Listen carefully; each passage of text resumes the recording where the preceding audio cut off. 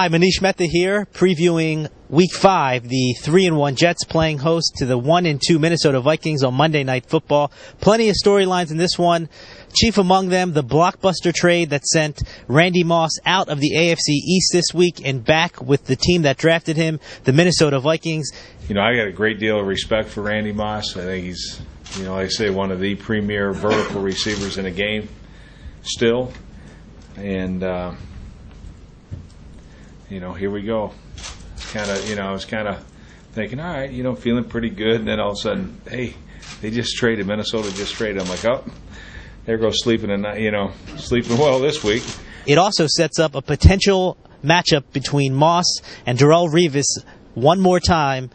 Revis, of course, injured his left hamstring in Week 2 trying to cover Moss on a 34-yard touchdown, a spectacular one-handed grab by Moss, and Revis said that he will not be back unless he is 100% healthy. I'm not going to pressure myself, because Randy got traded. I do want to play, but, right now it's day by day. And if I don't see him Monday night, I'll see him in the future sometime. The other big storyline, Brett Favre returns to face the team that he played for in 2008. Of course, the Jets were 8-3 in 2008 before losing 4 of their last 5 games thanks to 9 Brett Favre interceptions that kept New York out of the playoffs that season.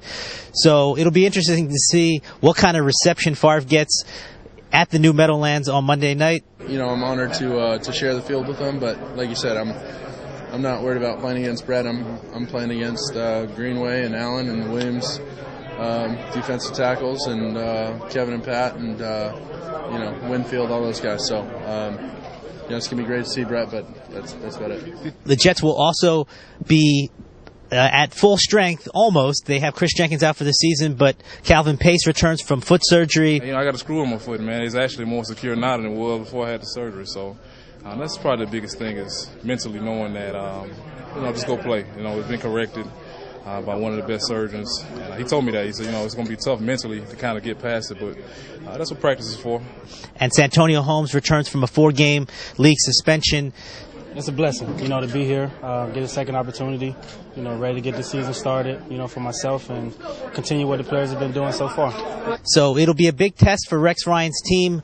They'll have a lot of challenges with Favre and Adrian Peterson, the running back who's the engine of that Minnesota offense, an excellent run defense in Minnesota, and now Randy Moss.